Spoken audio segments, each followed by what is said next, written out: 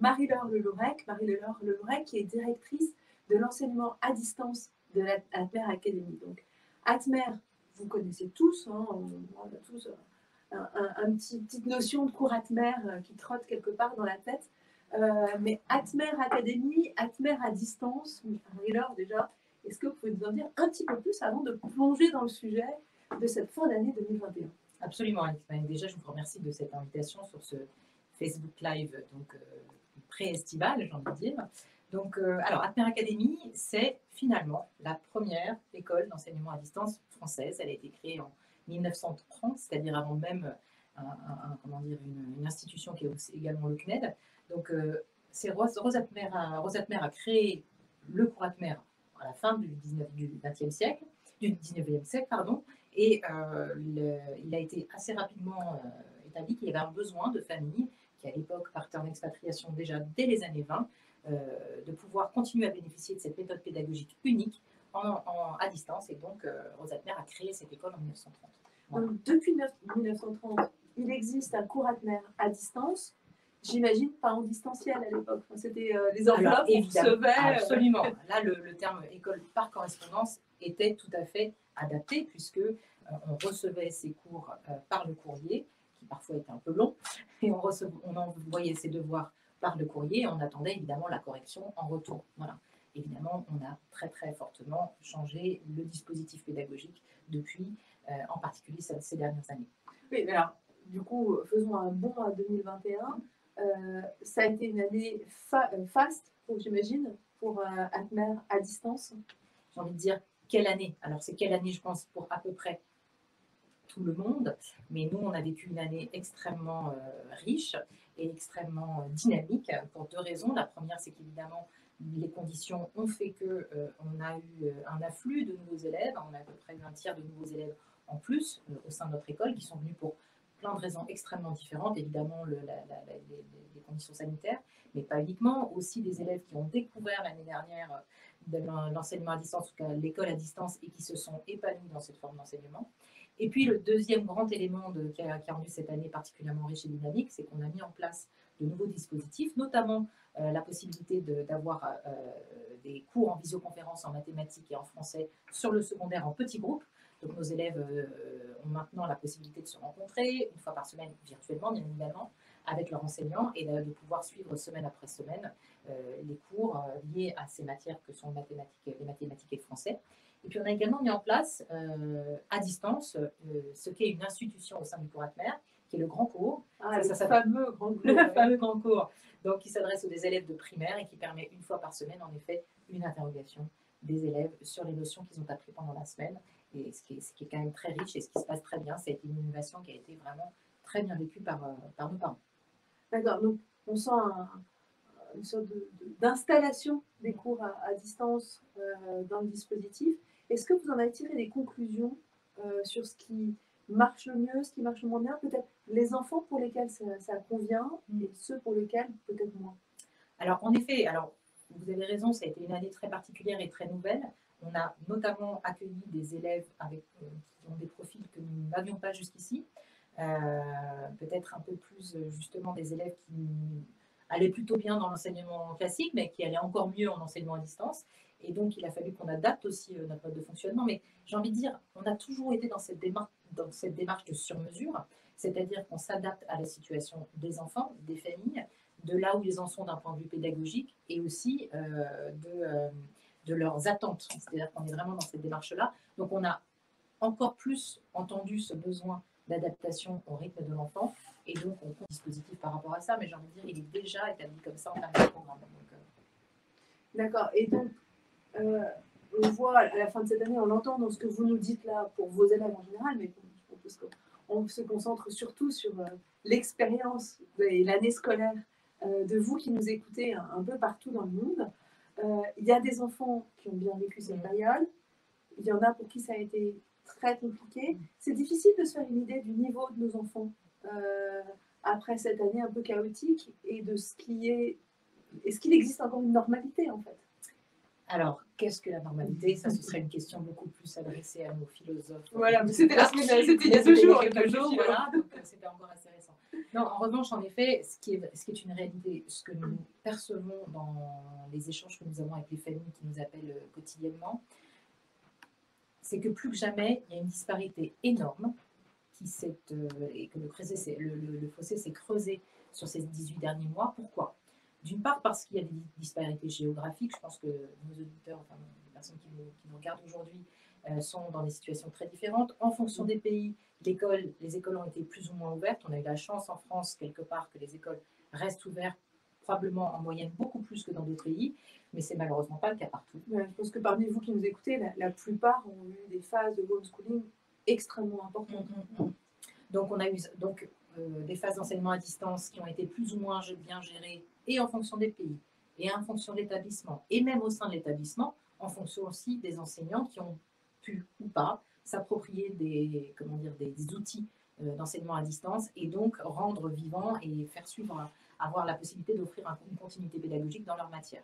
Donc nous, on a eu une encore plus grande diversité d'appels et de demandes de la part des familles, mais surtout, et c'est là où je vous rejoins, Annick, c'est sur le fait qu'ils ont besoin d'y voir clair sur là où en est leur enfant.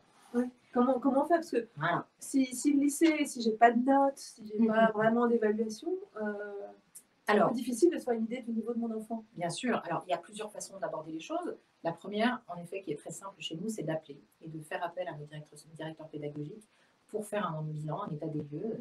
On a la possibilité soit d'envoyer des tests pour des élèves de primaire, soit de comprendre en fonction de nos plans d'études si certaines notions ont été vues, d'autres pas, et donc d'évaluer, j'ai envie de dire, l'éventuel gap entre, parce qu'il n'y en a pas toujours, hein, il y a aussi des enfants qui ont très très bien performé pendant cette période, qui se sont éclatés, et avec des professeurs qui ont vraiment trouvé des merveilles d'ingéniosité pour rendre très vivant des cours à distance.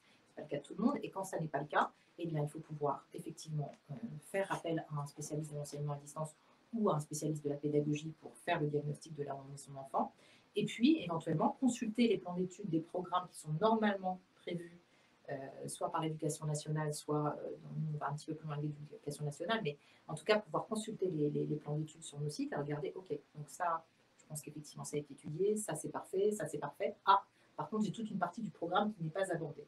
Et donc pouvoir effectivement chercher des solutions ensemble à ces parties du programme. Bon, alors moi je culpabilise très vite quand j'entends des choses comme ça. Je me dis, mais moi j'en ai pas la moindre idée de savoir ce qui est vraiment acquis ou pas. Donc vos tests permettent quand même de se faire une idée plus précise. Non, mais voilà, c'est l'échange humain en effet qui va permettre ça. Et puis surtout, il faut quand même mettre aussi un peu de distance sur tout ça. Je pense qu'il y a eu des situations très diverses, mais de ce fait, il y a aussi des notions qui vont être reprises par les enseignants à la rentrée. Oui, donc, oui, parce qu'en fait, il y a là où on en est mon enfant, et puis il y a aussi où est-ce qu'il a attendu au mois de septembre. Exactement. Et comme vous dites, il y a des écoles où on va on va beaucoup les aider, mais on a quand même une partie de vos enfants qui vont rejoindre, parce que vous êtes très nombreux à rentrer en France cette année, et notamment en Île-de-France.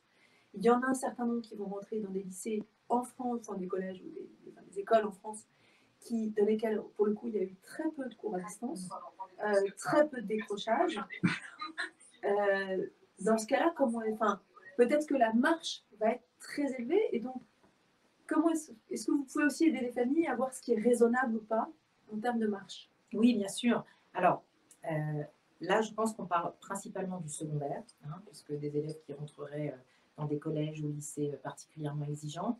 Vous n'êtes pas sans savoir, en tout cas pour ceux qui ont des lycéens, que par exemple les mathématiques et la spécialité de mathématiques, le programme de mathématiques de lycée, c'est largement complexifié. Oui, on dit que le niveau baisse, mais pas en spé-maths. Pas en spé-maths, je vous assure. Donc en effet, là pour le coup, si on intègre par exemple un lycée très exigeant ou en première en mathématiques, là j'ai envie de dire, je conseille tout de même aux parents et aux enfants de s'assurer d'être prêts pour la rentrée. Donc là, il peut y avoir effectivement des dispositifs de cours de révision que nous on propose en phase avec le programme d'éducation nationale afin d'intégrer, j'ai envie de dire, une classe avec un peu plus de sérénité, d'autant plus quand on a des objectifs effectivement importants ensuite sur l'enseignement supérieur.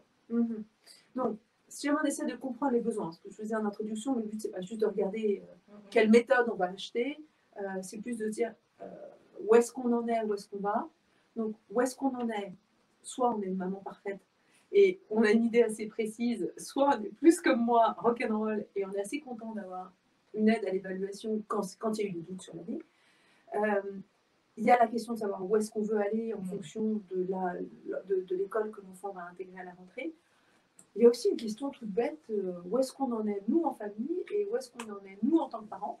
Parce que, je ne sais pas chez vous, mais moi je trouve que l'année était quand même hyper lourde, et pour nous et pour certains de nos enfants. Alors, vous avez tout à fait raison. Moi, je crois qu'il faut dire une chose très simple.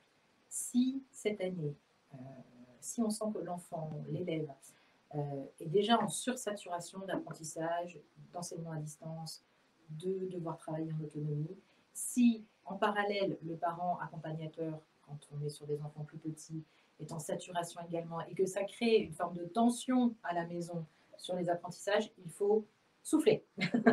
On s'arrête. Ah, ça me fait du bien. On fait la pause. Voilà, on met ça de côté pendant au moins quelques semaines. On se reprend quand on est de part et d'autre, côté parent et côté enfant, dans dans un état d'esprit, dans un état de repos qui permet des apprentissages efficaces. Ça ne sert à rien de vouloir terminer un programme avant l'été si on n'a plus de disponibilité intellectuelle de l'enfant. On sait très bien, nous, dans nos écoles, que ça ne fonctionne pas. D'ailleurs, parfois, on a des familles à qui on dit qu'ils n'ont pas terminé le programme de l'année, mais ce n'est pas grave. Vous prenez vos vacances, vous démarrez vos vacances là, vous stoppez le programme à partir de fin juin, et puis vous reprendre début septembre, il n'y a aucun problème. Nous, on n'a pas de date limite d'envoi des évaluations ou d'échanges pédagogiques. Il s'agit en revanche s'assurer que l'enfant est dans un état d'esprit qui va lui permettre d'apprendre sereinement, et vous verrez que ça ira beaucoup plus vite. Donc, on ne passe pas en force. Non, surtout pas. Ni sur les possibilités de l'enfant, ni sur les nôtres. Oui. Déléguer aux grands-parents, c'est Oui, une bonne idée ou pas? C'est une bonne idée. C'est pas renoncer à son rôle de parent? Non, absolument pas. Au contraire, c'est intégrer dans la démarche une personne tierce qui... Alors, il faut bien entendu que le grand-parent soit partant. Hein. Il faut que... Voilà.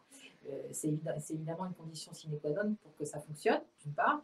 D'autre part, il faut aussi que ce soit pas juste... Enfin, voilà, que si l'enfant ne voit ses grands-parents qu'une fois par an et que ça devient une zone de difficulté, il ne faut surtout pas le faire. Mais en revanche, parfois, on a effectivement des grands-parents qui sont ravis de pouvoir transmettre à leurs petits-enfants. Il se trouve qu'en plus, nos cours de révision chez Atmer sont, j'ai envie de dire, suffisamment classiques pour que ça parle aux grands-parents, puisqu'on y reprend des notions de toute façon que tout le monde connaît, mais voilà, qui vont peut-être, et des textes qui vont peut-être un peu plus leur parler. Donc vraiment, non, c'est une bonne idée ça, de pouvoir déléguer en effet aux grands-parents. Je vous laisse 3 minutes, je vais prendre mon téléphone. Bon, alors, mettons que les dégâts, on a évalué les dégâts, c'est pas trop dramatique, d'ailleurs, contrairement à ce qu'on pensait. L'enfant est partant, on a évalué des besoins réalistes. Concrètement, comment on fait? Vous avez donc, il y a plusieurs offres qui existent sur le marché pour les révisions de vacances. Celle d'Atmer, elle se compose comment? Alors nous, on a des cours de révision, donc alors sur le primaire, il couvre à la fois les notions de français et de calcul. Donc dans une semaine, dans un cours de révision, qui va se passer sur 5 semaines, pour ce de travail, ce qu'on conseille, c'est 5 semaines à raison de 1 heure par jour, du lundi au vendredi, 5 jours par semaine. Voilà. Et j'ai envie de dire, si ça va très vite sur le français ou si ça va très vite sur le calcul, ce sera peut-être une demi-heure par jour. Mais en tout cas, l'idée, c'est que si on veut avoir couvert l'ensemble du programme, voilà ce à quoi il faut à peu près s'attendre, sachant que les cours de révision sont ainsi construits qu'on sait que la semaine 1, on va faire telle et telle notion, puisque c'est vraiment construit et, j'ai envie de dire, maquetté de cette façon-là dans le cours de révision. Le lundi matin, on va commencer, on va voir que telle notion en français, telle notion en français, telle notion en maths. Et puis le mardi, c'est une autre page, c'est une deuxième page, on est très guidé, ou pour les grands-parents, on est très guidé dans ce qu'on a à faire avec l'enfant, jour après jour et semaine après semaine. Donc ça, c'est au primaire, voilà. C'est l'ensemble des matières. Français calcul, c'est vraiment ce qu'il y a de plus d'essentiel sur ces classes-là. D'accord. On ne fait pas de sciences pendant l'été, on considère que voilà, ça, on peut se laisser un peu plus de souplesse là-dessus. Et pour le collège? Et pour le collège, là, on spécialise, c'est-à-dire qu'on spécialise en tout cas, on propose sur le collège et sur le lycée, donc sur les 2 premières classes de lycée, on propose effectivement les mathématiques et le français. Donc là, sur le français, c'est basé en plus sur des études d'œuvres, donc c'est intéressant parce que ça intègre de la lecture aussi pendant l'été pour les enfants. Donc Pour certains, ça reste. Ils vont un... nous adorer. Ils vont avoir genre la princesse de Clèves pendant les vacances. Alors, justement, nous, on a essayé de faire en sorte que les œuvres soient des œuvres qui soient agréables à étudier pour les enfants. Voilà, donc, je pense que de ce point de vue-là, c'est quand même plus attractif que certains romans classiques qui peuvent parfois un peu rebuter les enfants. Et puis en mathématiques, bien évidemment, là, c'est de la même façon. On couvre l'ensemble des notions prévues classe par classe, mais un enfant en troisième ou un élève en troisième pour qui le théorème de Thalès n'a plus de secret, ira très vite sur les autres notions. Voilà, l'idée, c'est d'avoir beaucoup de bon sens aussi dans la prise en charge, dans la prise en compte de ces contenus et d'aller sur ce qui est important. Et peut-être là justement de se rendre compte, on parlait d'évaluation, ça va être aussi une façon d'évaluer ce qui a marché et ce qui n'a pas été compris. Alors oui, et ce qui est important aussi, peut-être on doit le dire, en effet, c'est qu'il y a des évaluations prévues. C'est la différence par rapport à ce qu'on peut-être parfois trouver dans d'autres types de cours d'été. On a sur le primaire un devoir final envoyé à la correction, donc il y aura un retour à l'enfant de l'enseignant itinéraire sur le travail qu'il aura produit. Et sur le secondaire, le collège et le lycée, il y a un devoir par semaine sur chacune des matières à envoyer. Donc ça fait 4 devoirs en français et 4 devoirs en mathématiques à envoyer. Donc c'est toujours intéressant d'avoir un retour sur sa production, en particulier en français. Donc c'est pas obligatoire d'envoyer les devoirs, mais on le recommande puisque c'est le bon moyen d'évaluer en effet si on a bien avancé, si on a progressé, ou si au contraire il faut encore qu'on travaille. Donc ça veut juste dire sur le plan pratique, il faut une connexion une fois par semaine pendant la vacances. Voilà, je sais que ça c'est un truc que les parents mettent souvent en avant. Oui, tout à fait. Il faut alors une fois par semaine, pour pouvoir envoyer le devoir sur notre plateforme, en effet, il faut pouvoir être connecté. D'accord. Donc, et ça, c'était le collège. Et au lycée Au lycée, c'est organisé comme au collège, français mathématiques. Donc, avec 4 devoirs également envoyés à la correction. Donc, on est vraiment sur le même principe. Même principe, au choix, maths ou français. Absolument. Ou les deux. Ou les deux. Si on est suffisamment motivé ou si l'élève a vraiment envie d'aller plus loin, en effet. D'accord.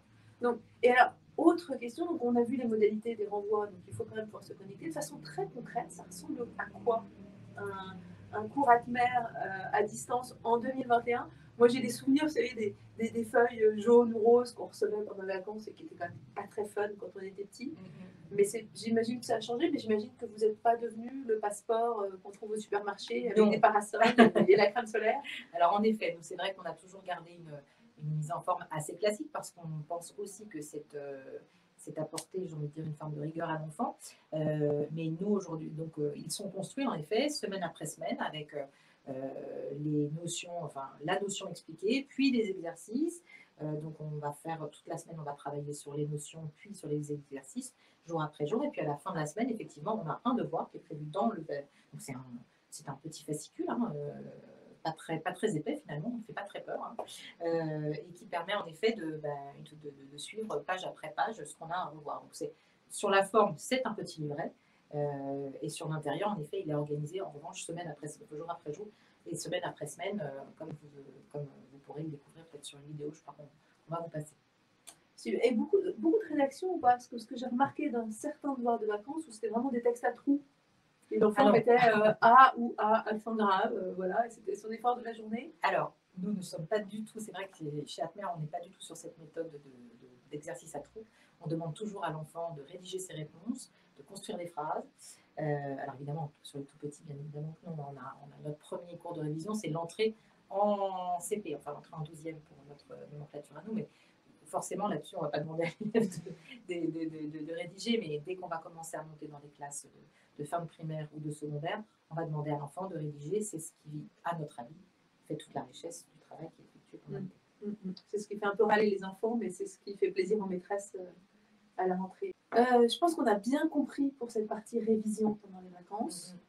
Mais alors, ce que j'ai adoré, c'est quand vous disiez que si ça se trouve, c'est pas le bon moment, donc on peut déborder un peu sur la rentrée. Voire on peut même se dire, c'est pas des révisions de vacances qu'il nous faut cette année, c'est plutôt un soutien à la rentrée.